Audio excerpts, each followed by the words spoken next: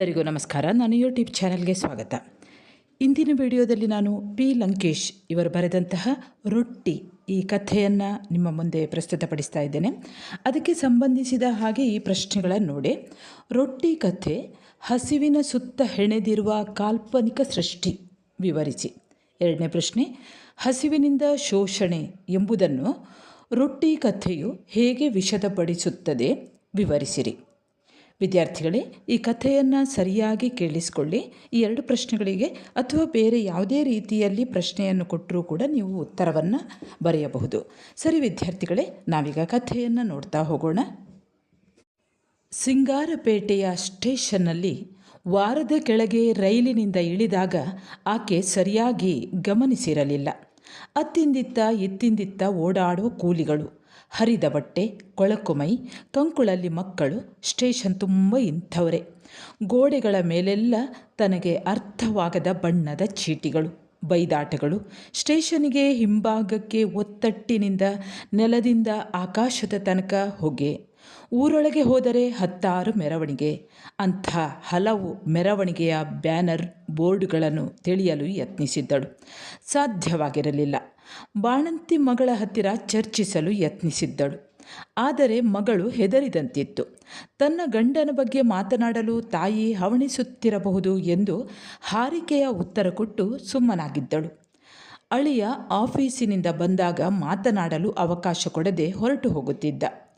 ಮಗಳಿಗೆ ತಂದ ತಿಂಡಿ ಪದಾರ್ಥ ಕೊಟ್ಟು 1 ವಾರ ಆರೈಕೆ ಮಾಡಿ ತನ್ನ ಪುಟ್ಟ ಟ್ರಂಕು ಬ್ಯಾಗು ತೆಗೆದುಕೊಂಡು ಊರಿಗೆ ಹೊರಟಳು. ದಾರಿಯಲ್ಲಿ ತಿನ್ನುವುದಕ್ಕಾಗಿ ಮಗಳು ಹಣ್ಣು ರೊಟ್ಟಿ ಕೊಟ್ಟಿದ್ದಳು. ಮಗಳ ಮನೆಯಿಂದ ರೈಲ್ವೆ ಸ್ಟೇಷನ್ನಿಗೆ 4 ಮೈಲಿ. ರಣ ಬಿಸಿಲಿನಲ್ಲಿ ಒಬ್ಬಳೇ ನಡೆಯಲು ಬೇಸರವಾಗಿ ಗಾಡಿ ತೆಗೆದುಕೊಳ್ಳುವ ಮನಸ್ಸಾಗಿತ್ತು. ಆದರೆ 2 ರೂಪಾಯಿ ಬಿಚ್ಚುವ ಇಷ್ಟವಿಲ್ಲದೆ ನಡೆದು ಬಂದಿದ್ದಳು. 4 ಮೈಲಿ ನಡೆದಾಯಿತು. ಇದೊಂದು ಸ್ಟೇಷನ್ ಅಂತೆ, ನಿಂತ್ಕೊಳ್ಳೋಕ್ಕೆ ಕೂಡ ಸರಿಯಾದ ಜಾಗ ಇಲ್ಲ ಎಂದು ಆಕೆ ಜನ ತುಂಬಿದ್ದ ಪ್ಲಾಟ್ಫಾರಮ್ನ ಒಂದು ಕಂಬದ ಹತ್ತಿರ ನಿಂತು ಪಕ್ಕದ ವ್ಯಕ್ತಿಗೆ ಗೊಣಗಿದಳು. ಆದರೆ ಆ ವ್ಯಕ್ತಿ ಅಲ್ಲಾಡದೇ ನಿಂತಿತ್ತು. ಕಾಲಲ್ಲಿ ಬಿದ್ದಿದ್ದ ಸಿಂಬಳಕ್ಕೆ ಮುತ್ತಿದ ನೊಣ ತನ್ನ ಕಾಲುಗಳ ಹತ್ತಿರ ಬಂದಾಗ ಕಸಿವಿಸಿಯಾಯಿತು. ಸುತ್ತ ನೋಡಿದಳು. ಎಲ್ಲಿ ಹೋದರೂ ದಾಳಿ ತಪ್ಪದು ಎಂದು ಸುಮ್ಮನೆ ನಿಂತಳು. ಕೊಂಚ ಕೂಡ ಮಿಸುಕದೆ ನಿಂತಿದ್ದ ತುಂಬು ಕೂದಲಿನ ವ್ಯಕ್ತಿಯ ಬಗ್ಗೆ ಕುತೂಹಲವಾಯಿತು. ತಲೆಯಿಂದ ಇಳಿದ ಉದ್ದನೆಯ ಕೂದಲು, ಭುಜದಿಂದ ಅಡಿಯವರೆಗೆ ಹಸಿರಾದ ಕೊಳಕು ಬಟ್ಟೆ. ಗಮನ ಸೆಳೆಯುವುದಕ್ಕಾಗಿ ಕೆಮ್ಮಿದಳು. ವ್ಯಕ್ತಿ ನಿಧಾನಕ್ಕೆ ಯಾಂತ್ರಿಕವಾಗಿ ಕತ್ತು ತಿರುಗಿಸಿತು. ಹೆಂಗಸಲ್ಲ, ಗಂಡಸು. ಜ್ವರದಿಂದ ಸೋತು ಹೋಗಿದ್ದ ಮುಖ, ಕಣ್ಣುಗಳ ಸುತ್ತ ದೊಡ್ಡ ಕಂದಕಗಳು, ಲೆಕ್ಕವಿಲ್ಲದಷ್ಟು ಗೆರೆಗಳು. ಮುಖದ ತುಂಬ ಕೋಪ, ನೋವು. ಆಕೆಗೆ ಸಂಕೋಚವಾಯಿತು. ತನ್ನ ಟ್ರಂಕ್ ಬ್ಯಾಗನ್ನು ಮೆಲ್ಲಗೆ ಹತ್ತಿರ ಎಳೆದುಕೊಂಡು ಕಂಬದಿಂದ ಕೊಂಚ ದೂರ ಸರಿದಳು. ಆದರೆ ಆ ವ್ಯಕ್ತಿ ಕೂಡ ಸ್ವಲ್ಪ ಅತ್ತ ಸರಿದು ಅವಳ ಕಣ್ಣಲ್ಲಿ ಕಣ್ಣಿಟ್ಟು ನೋಡತೊಡಗಿದ. ಬೇರೆ ಕಡೆಗೆ ನೋಡಲು ಯತ್ನಿಸಿದಳು. ಆಗಲಿಲ್ಲ. ಅಲ್ಲಿಂದ ಹೊರಟರೆ ಆತ ಹಿಂಬಾಲಿಸುವುದು ಸಾಧ್ಯವಿತ್ತು. ಸುತ್ತ ಓಡಾಡುವ ಜನ, ಅವಳ ತಳಮಳ ಲೆಕ್ಕಿಸದೆ ತಮ್ಮ ಕೆಲಸದ ಮೇಲೆ ತಾವು ಹೋಗುತ್ತಿದ್ದ ವ್ಯಕ್ತಿಗಳು. ಅವರಲ್ಲಿ ಕೆಲವರನ್ನು ನಿಲ್ಲಿಸಿ ಆ ವ್ಯಕ್ತಿಯ ಬಗ್ಗೆ ಹೇಳಬೇಕೆನಿಸಿತು. ಆದರೆ ಧೈರ್ಯವಾಗಲಿಲ್ಲ. ಆದದ್ದಾಗಲಿ ಎಂದು ಮೊಂಡು ಧೈರ್ಯ ಮಾಡಿ ನಿಂತಳು. ತನ್ನಂತೆಯೇ ಕಂಬಗಳ ಹತ್ತಿರ ಬುಟ್ಟಿ, ಬ್ಯಾಗು, ಪಾತ್ರೆಗಳನ್ನು ಇಟ್ಟುಕೊಂಡು ಕಾದಿದ್ದವರು ಅನೇಕ ಜನ. ಕೊಳಕರು, ಎಲ್ಲಿ ಬೇಕೆಂದರಲ್ಲಿ ಕೂತುಕೊಳ್ಳುವವರು, ಉಗಿಯುವವರು. ನೋಡುತ್ತಾ ನೋಡುತ್ತಾ ತಲೆ ಸುತ್ತಿ ಬಂದಂತಾಯಿತು. ರೈಲಿನ ಆಗಮನಕ್ಕೆ ಸಂಬಂಧಿಸಿದ ಬೆಲ್ಲೊಂದು ಹೊಡೆಯಿತು. ರೈಲು ಎಷ್ಟು ಹೊತ್ತಿನಲ್ಲಿ ಬರಬಹುದು ಎಂದು ಯಾರನ್ನಾದರೂ ಕೇಳಬೇಕೆನಿಸಿತು. ಬಾಯಿ ಬರಲಿಲ್ಲ. ಗೇಟಿನ ಪಕ್ಕದ ಬೋರ್ಡಿನ ಮೇಲೆ ಯಾವನೋ ರೈಲ್ವೆ ನೌಕರ ಅದೇನನ್ನೋ ಬರೆಯುತ್ತಿದ್ದ. ಆತ ಬರೆದು ಹೋದ ಮೇಲೆ ಕಾಣಿಸಿತು, ಇವತ್ತು ರೈಲು 1 ಗಂಟೆ ತಡ. ವ್ಯಕ್ತಿ ಬೇರೆ ಕಡೆ ನೋಡುತ್ತಿದ್ದ. ಕೊಂಚ ಸಮಾಧಾನ. ಮಕ್ಕಳು ಮರಿಗಳನ್ನು ಆದಷ್ಟು ಬೇಗ ಸೇರಿಕೊಳ್ಳಬೇಕೆಂದು, ಅವರ ಧ್ವನಿಯನ್ನು ಕೇಳಬೇಕೆಂದು ಆಶೆಯಾಯಿತು. ಹಸಿವೆ ಬೇರೆ. ಜನರೆದುರು ತಿಂದು ಗೊತ್ತಿಲ್ಲ. ಹೊಟ್ಟೆಗೆ ಉತ್ತರ ಒಂದೇ. ಮೆಲ್ಲಗೆ ಬ್ಯಾಗ್ ತೆರೆದು ರೊಟ್ಟಿಗಳನ್ನು ಎಳೆದುಕೊಂಡಳು. ಅವುಗಳಲ್ಲಿ 2 ಚಿಕ್ಕ ಮಗುವಿಗೆ ಇಟ್ಟುಕೊಳ್ಳಬೇಕು ಎಂದು ಪ್ಯಾಕೆಟ್ ಬಿಚ್ಚಿ ತೊಡೆಯ ಮೇಲೆ ಇಟ್ಟುಕೊಂಡಳು. 1 ಪಕ್ಕಕ್ಕೆ ಇಟ್ಟು ಮಿಕ್ಕವನ್ನು ಕಾಗದದಲ್ಲಿ ಮುದುರುತ್ತಿದ್ದಾಗ ಉದ್ದ ಕೂದಲಿನ ವ್ಯಕ್ತಿ 4 ಗಜ ದೂರದಲ್ಲಿ ನಿಂತು ಇಷ್ಟಗಲ ಕಣ್ಣು ತೆರೆದು ನೋಡುತ್ತಿದ್ದ. ಅವನ ಕಣ್ಣಲ್ಲಿದ್ದದ್ದು ಜ್ವರವಲ್ಲ, ಬೇಸರವಲ್ಲ, ಹಸಿವೆ ಎಂದು ತಿಳಿಯಿತು. ಅವನಿಗೊಂದು ರೊಟ್ಟಿ ಕೊಡೋಣವೇ ಎಂದು ನೋಡಿದಳು. ಕೊಡುವುದರ ಮೂಲಕ ಅಪಾಯ ವ್ಯಕ್ತಿಯ ಅನ್ಯೋನ್ಯತೆ ಗಳಿಸಲು ಇಷ್ಟವಿರಲಿಲ್ಲ. ಸಂಶಯ, ಭಯ. ಆದ್ದರಿಂದ ಬೇಗ ಬೇಗ ರೊಟ್ಟಿಯನ್ನು ಕಟ್ಟುತ್ತಿದ್ದಾಗ ಆತ ನೇರವಾಗಿ ಅವಳ ಕಡೆಗೆ ಜಿಗಿದು ಎಲ್ಲ ರೊಟ್ಟಿಗಳನ್ನು ಕಸಿದುಕೊಂಡು ಹತ್ತಿದ. ಕ್ಷಣದಲ್ಲಿ ನಡೆದು ಹೋದ ಸಂಗತಿಗೆ ಬೆಚ್ಚಿ ಆಕೆ ಎದ್ದಳು. ಹೋ, ಕಳ್ಳ ಕಳ್ಳ ಅಂತ ಚೀರಿದಳು. ನಿಧಾನಕ್ಕೆ ಸುತ್ತ ಜನ ನಿಂತರು. ಅದರಲ್ಲೊಬ್ಬ ತೆಳ್ಳಗಿನ ಎತ್ತರದ ಕ್ರೂರ ಕಣ್ಣುಗಳ ವ್ಯಕ್ತಿ ಅವಳನ್ನೇ ನೋಡುತ್ತಾ ನಿಂತು ಕೇಳಿದ, ಏನಾಯಿತು? ಹೆದರಿಕೆಯಿಂದ ನಡುಗುತ್ತಿದ್ದಳು. ಈತ ಕದ್ದ ನನ್ನ ನನ್ನ ನನ್ನ ಆಗ ಆತ ಕೇಳಿದ, ಏನನ್ನ ಕದ್ದ? ಆಗ ಈಕೆ ಹೇಳಿದಳು, ರೊಟ್ಟಿ ಕದ್ದ, ನನ್ನ ರೊಟ್ಟಿ ಅಂತ ಆತ ತಿಂತಿರೋದು. ಅತ್ತ ಉದ್ದ ಕೂದಲ್ನ ಹಸಿದ ವ್ಯಕ್ತಿ ರೊಟ್ಟಿಯನ್ನು ಕಚ್ಚಿ ತಿನ್ನುತ್ತಾ ಅರ್ಧ ಮುಗಿಸಿದ್ದ. ಅವನಿಗೆ ಜಗತ್ತಿನ ಪರಿವೆಯೇ ಇದ್ದಂತಿರಲಿಲ್ಲ. ಅವನ ತೊಡೆಯನ್ನು ಕೂಡ ಸರಿಯಾಗಿ ಮುಚ್ಚದ ಪಂಚೆ, ಎದೆ ತೋರುವ ಅಂಗಿ, ಜಡೆಗಟ್ಟಿ ಬೆಳೆದ ಉದ್ದ ಕೂದಲು, ಕುರುಚಲು ಗಡ್ಡ. ಅವನ ಏಕಾಗ್ರತೆಗೆ ಜಗತ್ತು ಮೂಕವಾದಂತಿತ್ತು. ಕೆಲವರು ಏನನ್ನೋ ಗೊಣಗಿಕೊಂಡರು, ಇನ್ನು ಕೆಲವರು ಅಲ್ಲಿಂದ ಎದ್ದು ಹೋದರು. ಮತ್ತೆ ಕೆಲವರು ತಟಸ್ಥರಾಗಿದ್ದರು. ತೆಳ್ಳಗಿನ ಎತ್ತರದ ಕ್ರೂರ ಕಣ್ಣುಗಳ ಮನುಷ್ಯ ಮತ್ತೆ ಕೇಳಿದ, ಅಷ್ಟಕ್ಕೆ ಇಷ್ಟು ಚೀರಾಡೋದೆ? ಯಾಕೆ ಕದ್ದ ಗೊತ್ತಲ್ಲ? ಆತನ ಒಣಗಿದ ಕಂಠದ ಪ್ರಶ್ನೆ ಕೆಲವರಿಗೆ ನಗೆ ಬರಿಸಿತು. ಆಕೆಯ ಅಸಹಾಯಕತೆ ಜಾಸ್ತಿಯಾಗುತ್ತಿತ್ತು. ತಡೆಯಲಾರದಷ್ಟು ನಡುಕ ಕಂಠದಲ್ಲಿ ಹೊರಡದ ಧ್ವನಿ ಹೊರಡಿಸುತ್ತಾ ಹೇಳಿದಳು, ಅಷ್ಟು ಗೊತ್ತಾಗೋಲ್ವೇ? ನನ್ನಿಂದ ಆತ ಅದನ್ನು ಕಿತ್ತುಕೊಂಡ. ಹಸಿದಿತ್ತು, ತುಂಬ ಹಸಿವಾಗಿತ್ತು ಅವನಿಗೆ. ಉತ್ತರ ನೇರವಾಗಿತ್ತು. ಹಸಿದಿತ್ತಂತೆ, ಅದಕ್ಕೆ ತೆಗೆದುಕೊಂಡವನಂತೆ, ಸಮರ್ಪಕವೂ ಹೌದು. ಆದರೆ ಕೆರಳಿದ ಅಸ್ತವ್ಯಸ್ತ ಮನಸ್ಸು ಏನನ್ನಾದರೂ ಹೇಳಲೇಬೇಕೆಂದು ತಡವರಿಸುತ್ತಾ ಅವಳಿಂದ ಅನ್ನಿಸಿತು. ಕೇಳಿದ್ದರೆ ನಾನೇ ಕೊಡ್ತಿದ್ದೆ, ಕಿತ್ತುಕೊಳ್ಳಬೇಕಾದ? ಅವಳ ಮಾತು ಸುತ್ತಣ ಗದ್ದಲದಲ್ಲಿ ಕರಗಿತು. ಜನ ನಕ್ಕರು, ಚೀರಾಡಿದರು. ಅವರ ಕುತ್ತಿಗೆಯ ಎದೆಯ ಹತ್ತಿರ ಬಿಸಿ ಉಸಿರು, ಬೆವರು ಕೀಳಿಸುವ ಚುಡಾವಣೆ. ದುರ್ಬಲ ದೇಹದ ಅಗಲ ಕಣ್ಣುಗಳ ಒಬ್ಬ ವ್ಯಕ್ತಿ ಗಂಟಲು ಎತ್ತರಿಸಿ ಕೇಳಿದ, ನಿಮ್ಮಂಥವರ ಮಾತು ಗೊತ್ತ್ರಿ? ಇದು ಬಹಳ ಕಾಲದಿಂದ ನಡೆದು ಬಂದಿರೋ ಕತೆ. ನಮ್ಮ ಹತ್ರ ಬಿಡಬೇಡಿ. ನಿಮ್ಮ ಮಗು ಮೇಲೆ ಆಣೆ ಮಾಡಿ ಹೇಳಿ, ಖಂಡಿತ ಕೊಡ್ತಿದ್ರಾ? ಕೇಳಿದರೆ ಕೊಡ್ತಿದ್ರಾ? ಆಣೆಗೇನಯ್ಯ ಅಂತ ಇನ್ನೊಬ್ಬ ಹೀಯಾಳಿಸಿದ. ಹೆಂಗಸೊಬ್ಬಳ ಸಹಾಯಕ್ಕೆ ಬರದೆ ಕಂತ್ರಿ ನಾಯಿಗಳು ಸಹ ಕೂಗುವುದು ಕಂಡು ಅವಳಿಗೆ ಎಲ್ಲಿಲ್ಲದ ಸಿಟ್ಟು ಬಂತು. ತಾನು ಸತ್ತರೂ ಚಿಂತೆಯಿಲ್ಲವೆಂದು ಗಟ್ಟಿ ಮನಸ್ಸು ಮಾಡಿ ಚೀರಿದಳು, ನೀನು ಯಾರಯ್ಯ ಆಣೆ ಮಾಡಿಸೋಕೆ? ನನ್ನಿಷ್ಟ, ಒಂದಿದ್ರೆ ಕೊಡ್ತಿದ್ದೆ, ಇಲ್ಲದಿದ್ದರೆ ಇಲ್ಲ.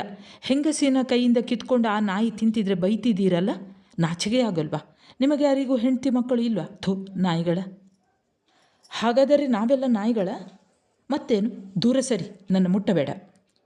ನಾಯಿಗಳಿಗೆ ಹೆಂಡತಿ ಯಾಕ್ರಿ, ಮಕ್ಕಳು ಯಾಕ್ರಿ? ಆ ಮುಂಡೆ ಮೂತಿಗೆ ಗುದ್ದೋ ರೋಪ್ ನೋಡ ಯಾವಳ್ತ. ನನ್ನ ಕೈ ಮುಟ್ಟಿದರೆ ಚಪ್ಪಲಿ ತಗೋಬೇಕಾಗುತ್ತೆ, ದೂರ ಸರಿಚೋ ಇಲ್ಲ ಎಂದು ಹೇಳುತ್ತಾ ಅವಳ ಕಂಠ ದೊಡ್ಡದಾಯಿತು, ಚೀತ್ಕಾರವಾಯಿತು. ಜನರ ತುಳಿತಕ್ಕೆ ಜಜ್ಜಿಕೊಂಡು ಚೀಲ, ಟ್ರಂಕು ಕಣ್ಣಿನಿಂದ ಮರೆಯಾದವು. ಸ್ಟೇಷನ್ನಿಂದ ಎಣಿಸಲಾರದಷ್ಟು ಜನ ಸುತ್ತ ಸೇರಿದರು. ಥು ಅಂತ ಉಗಿದಳು. ಸುತ್ತ ಸೇರಿದ್ದವರು ನಕ್ಕರು, ಚಪ್ಪಾಳೆ ತಟ್ಟಿದರು. ಸಹಸ್ರ ಕಣ್ಣುಗಳು ತನ್ನತ್ತ ನೋಡುತ್ತಿದ್ದವು. ಅವಳಿಗೆ ಅಂಥ ಅನುಭವ ಅದೇ ಮೊದಲು. ಬೆತ್ತಲೆ ನಿಂತಂಥ ಅನಿಸಿಕೆ, ಸುತ್ತಣ ಒತ್ತಡಕ್ಕೆ ನೀತಿ ಬಿಟ್ಟು ಹೋಗುವ ಭಯ. ಆಗ ಜನರ ಗುಸುಗುಸು, ಭಯ ಶುರುವಾಯಿತು. ಯಾರೋ ಪೊಲೀಸ್ ಅಂದರು. ದೂರದಲ್ಲಿ ಜನರನ್ನು ಇಕ್ಕೆಲಕ್ಕೆ ಒತ್ತರಿಸುತ್ತಾ ಒಬ್ಬ ಪೊಲೀಸ್ ಬರುತ್ತಿದ್ದ. ಅವಳಲ್ಲಿ ಹೊಸ ಜೀವ ಸುಳಿಯಿತು. ಭಯ ಅಳುವಾಗಿ ದೊಡ್ಡದಾಗಿ ಅಸಹಾಯಕಳಾಗಿ ಅತ್ತಳು. ಪೊಲೀಸ್ ಏನನ್ನೋ ಕೇಳುತ್ತಾ ಗಡಿಬಿಡಿಯಿಂದ ಬಂದ. ಅವನ ಮುಖ ಮೈ ಬೆವರಿತ್ತು, ರಾಹುಕಳೆ ಇತ್ತು. ಹತ್ತಿರ ಬಂದವನೇ ಅವಳಿಂದ ಚೀಲ ಕಸಿದುಕೊಂಡ. ಭಿಕ್ಷುಕನ ಹತ್ತಿರ ಹೋಗಿ ಅವನಿಂದ ರೊಟ್ಟಿ ಕಿತ್ತುಕೊಂಡು ಅವನಿಗೆ ಕೋಲಿನಿಂದ ತಲೆಗೆ ಬಾರಿಸಿದ. ಜನ ತೆಪ್ಪಗೆ ನಿಂತಿದ್ದರು. ಆದರೆ ರೊಟ್ಟಿಯ ಕಳ್ಳನಿಗೆ ಹೊಡೆತ ಬಿದ್ದೊಡನೆ ಕೋಪದ ಅಲೆ ಎದ್ದಿತು. ಕೋಪ ಕೃತಿಗೆ ಇಳಿಯಲು ಹವಣಿಸ್ತಿತ್ತು. ಭಿಕ್ಷುಕನಿಗೆ ಪೊಲೀಸ್ ಇನ್ನೊಂದು ಏಟು ಕೊಟ್ಟ. ರಕ್ತ ಚಿಮ್ಮಿತು. ಆತ ತತ್ತರಿಸಿ ನಿಂತ. ಪೊಲೀಸಿನವನಿಗೆ ಭಯವಿರಬೇಕು. ಹೋಗಿ ಸರ್, ಹೊರಟು ಹೋಗಿ ಅಂತ ಅವರನ್ನು ಕೋಲಿನಿಂದ ನೂಕ ಹತ್ತಿದ. ಆಕೆ ಕಳ್ಳನನ್ನು ದಿಟ್ಟಿಸಿ ನೋಡುತ್ತಿದ್ದಳು. ರಕ್ತ ಸುರಿಯುತ್ತಿತ್ತು. ಜನ ಪೊಲೀಸಿನವನ ದೊಣ್ಣೆ ಹಿಡಿದುಕೊಂಡು ಯಾಕೆ ಹೊಡೆದೆ ಅಂತ ಕೇಳಿದರು. ಇನ್ನೇನು ಪೊಲೀಸ್ ಜನರ ಕೈಯಲ್ಲಿ ತುಕಡ ಆಗಬೇಕು. ಬೇಡಿ, ಯಾರನ್ನು ಹೊಡಿಬೇಡಿ ಅಂದಳು ಆಕೆ. ರಕ್ತ ಸುರಿಯುತ್ತಿದ್ದ ಕಳ್ಳನ ಬಳಿಗೆ ಹೋಗಿ ಅವನನ್ನು ಮುಟ್ಟಲಾರದೆ ಮುಟ್ಟಬೇಕೆಂದು ಆಶೆಯಾಗಿ, ಆದರೂ ಮುಟ್ಟಲಾಗದೆ ನಡುಗುತ್ತಾ ತನ್ನ ಬಟ್ಟೆ ಟ್ರಂಕಿಗಾಗಿ ತಡಕಾಡಿದಳು. ಪೊಲೀಸ್ ಭಯದಿಂದ ನಿಂತಿದ್ದ. ಆತ ಅಂದ, ಅಮ್ಮ, ನಿಮ್ಮಿಂದ ಇಷ್ಟೆಲ್ಲ ರಾಮಾಯಣ. ಇಲ್ಲಿಂದ ಹೊರಟು ಹೋಗಿ, ನಿಮ್ಮಂಥವರಿಂದ ತಲೆ ಹೋಗುತ್ತೆ ಅಂತ ಜನಕ್ಕೆ ಮೆಚ್ಚುಗೆಯಾಗುವ ಮಾತನಾಡಲು ಯತ್ನಿಸಿದ. ಆದರೆ ಹೋಗುವುದು ಆಕೆಗೆ ಸಾಧ್ಯವಿರಲಿಲ್ಲ. ಚೀಲದಿಂದ ಹಣ್ಣುಗಳನ್ನು ತೆಗೆದುಕೊಂಡು ಆ ಕಳ್ಳ ವ್ಯಕ್ತಿಗೆ ಎಲ್ಲ ಜನರಿಗೆ ಕೊಡಬೇಕು ಎನಿಸಿತು. ಹಣ್ಣನ್ನು ಚೀಲದಿಂದ ತೆಗೆದು ಅದರ ಜೊತೆಗಿದ್ದ ಸ್ನೋ ಪೌಡರ್, ಕಾಲು ಚೀಲ, ಗೊಂಬೆಗಳನ್ನೆಲ್ಲ ಕೈಗೆತ್ತಿಕೊಂಡು ಎಲ್ಲರಿಗೂ ಕೊಡಹೋದಳು. ಮೂಕವಾಗಿ ಕೈ ಚಾಚಿದಳು. ಆದರೆ ಯಾರೂ ತೆಗೆದುಕೊಳ್ಳಲಿಲ್ಲ. ಕ್ಷಮಿಸಿ ಅನ್ನಲು ಯತ್ನಿಸಿದಳು. ಬಾಯಿಗೆ ಮಾತು ಬರಲಿಲ್ಲ. ನಿಶ್ಶಕ್ತವಾದ ಕೈಯಿಂದ ಹಣ್ಣು, ಕಾಲು ಚೀಲಗಳೆಲ್ಲ ಕೆಳಗೆ ಬಿದ್ದವು. ಆಗ ದೂರದ ವಿಷಲ್, ಜನಕ್ಕೆ ಭಯ ಹುಟ್ಟಿಸುವ ಮಿಲಿಟರಿ ಕೂಗು ಕೇಳಿಸಿತು. ಜನ ಮೆಲ್ಲಗೆ ಚದುರಲು ಯತ್ನಿಸಿದರು. ದಟ್ಟ ಸಂದಣಿಯಿಂದ ತಪ್ಪಿಸಿಕೊಳ್ಳುವುದು ಅಷ್ಟು ಸುಲಭವಲ್ಲ. ನೂಕು ನುಗ್ಗಲು ಶುರುವಾಯಿತು.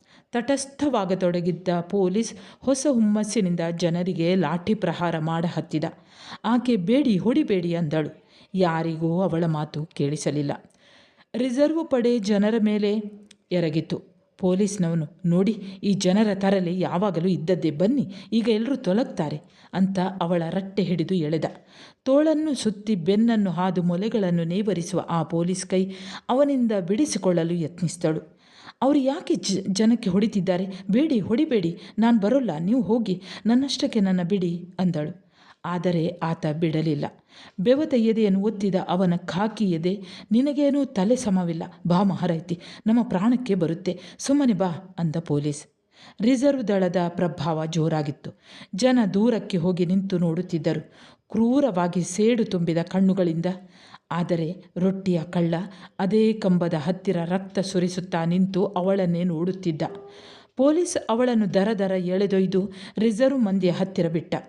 ಆಕೆ ರಾಜಕುಮಾರಿಯೋ ಎಂಬಂತೆ ಅವಳ ಸುತ್ತ ಪೊಲೀಸರು ನಿಂತರು.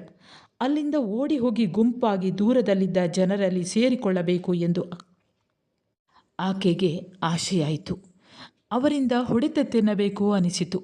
ಅವರೊಂದಿಗೆ ಕೋಪ ತೋರಬೇಕು ಎನಿಸಿತು. ಆದರೆ ಸುತ್ತ ಪೊಲೀಸ್. ಹಿಂದೆ ಹೊರಟ ವ್ಯಾನು ಲೆಫ್ಟ್ ರೈಟ್ ದಿಗ್ವಿಜಯ ಸಾಧಿಸಿದಂತೆ ಅವಳನ್ನು ಕರೆದುಕೊಂಡು ಹೊರಟರು. ಎಲ್ಲಿಗೆ ಅಂದಳು. ಬನ್ನಿಮ್ಮ, ನಿಮ್ಮ ಮನೆಗೆ ಕಳಿಸುತ್ತೇವೆ ಅಂದ ಅವರಲ್ಲೊಬ್ಬ. ಕಂಬನಿ ಉಕ್ಕಿ ಬಂತು. ಹಿಂದಕ್ಕೆ ತಿರುಗಿ ನೋಡಿದಳು. ಸ್ಟೇಷನ್ನ ಕಂಬಗಳು, ಗೋಡೆಗಳು, ಮೂಟೆಗಳ ಸಂದಿನಲ್ಲೇ ಆ ಭಿಕ್ಷುಕ ಕಾಣಿಸಿದ. ಜ್ವರ, ಕೋಪ, ಹಸಿವೆಯ ಅವನ ಕಣ್ಣು ತನ್ನನ್ನೇ ನೋಡುತ್ತಿದ್ದಂತಿತ್ತು. ನೋಡುತ್ತಿದ್ದಂತೆ ಆತ ತಾನು ಹೋಗುತ್ತಿದ್ದ ದಿಕ್ಕಿನಲ್ಲೇ ಹೆಜ್ಜೆ ಹಾಕುತ್ತಾ ನಡೆಯುತ್ತಿದ್ದ ಹಾಗಿತ್ತು. ಕಣ್ಣೊರೆಸಿಕೊಂಡು ನೋಡಿದಳು. ಯಾರೂ ಇಲ್ಲ. ಪೊಲೀಸಿನವರ ಗಬ್ಬು ವಾಸನೆ. ಕಣ್ಣು ಮುಚ್ಚಿದೊಡನೆ ಆತ ಪ್ರತ್ಯಕ್ಷ. ಹಸಿರು ಅಂಗಿ, ತೊಡೆ ಮುಚ್ಚದ ಪಂಚೆ, ಹಸಿವು ತುಂಬಿದ ಕಣ್ಣು, ರಕ್ತ. ಆತ್ಮೀಯ ವಿದ್ಯಾರ್ಥಿಗಳೇ, ಪಿ ಲಂಕೇಶ್ ಅವರು ಬರೆದಂತಹ ಕಥೆ ರೊಟ್ಟಿ. ಈ ಕಥೆ ಮುಕ್ತಾಯವಾಗ್ತದೆ. ಮುಂದೆ ಹೊಸ ಪಾಠಕ್ಕಾಗಿ ನನ್ನ ಚಾನೆಲನ್ನು ವೀಕ್ಷಿಸ್ತಾ ಇರಿ. ನೀವು ನನ್ನ ಚಾನೆಲ್ಗೆ ಹೊಸಬರಾಗಿದ್ದಲ್ಲಿ ಮೊದಲು ಸಬ್ಸ್ಕ್ರೈಬ್ ಮಾಡುವುದನ್ನು ಮರೆಯದಿರಿ. ಹಾಗೆ ವಿದ್ಯಾರ್ಥಿಗಳೇ, ನಿಮಗೆ ಯಾವುದಾದ್ರೂ ಪಾಠ ಬಹಳಷ್ಟು ಬೇಗ ಬೇಕು ಅಂತ ಇದ್ದಲ್ಲಿ ಒಂದು ಕಮೆಂಟ್ ಮಾಡಿ. ಸರಿ, ಮುಂದೆ ಹೊಸ ಪಾಠದೊಂದಿಗೆ ಮತ್ತೆ ಬರುತ್ತೇನೆ. ಅಲ್ಲಿಯವರೆಗೆ ನಮಸ್ಕಾರ.